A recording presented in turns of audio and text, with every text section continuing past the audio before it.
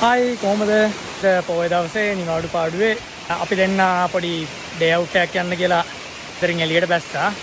රුපියල් 1000ක විතර පෙට්‍රල් ගහගෙන වයිෆ් හදපු මම ඔතපු කෑමෙක්කුත් අරගෙන තේ බෝතලයකුත් දාගෙන ඉස්සෙල්ලාම ආවේ බෝපාගම ඇල්ලට. අපි බලමු අද දවසේ අපි කොහොමද ගෙවන්නේ.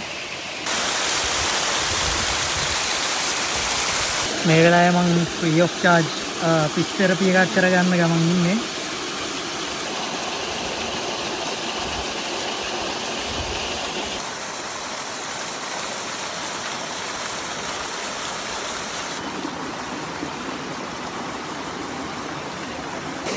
බෝපාගම ඇල්ලෙන් අපි දෙන්න දවල්ට කාලා යන්න පිටත් වුණා. යන අතරමඟදී සෙට් වුණා පොල් අයිස්ක්‍රීම් එක. ඊට පස්සේ අපි ගියේ දුනමාල ඇල්ල බලන්න.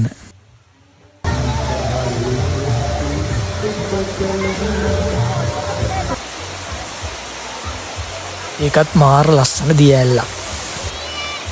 දුනමාල ඇල්ල බලලා අපි එතනින්ම ගියා අල්ගම ඇල්ලට. අපි තේ බොන්න ආවා අල්ගම ඇල්ලට.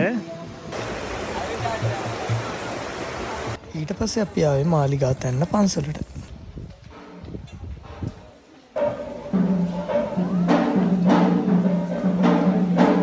මාලිගාතැන්නෙන් සන්ඩවුන් එකත් බලලා අපි ගෙදර ආවා. ආයෙ වීඩියෝ එකකින් හම්බෙමු.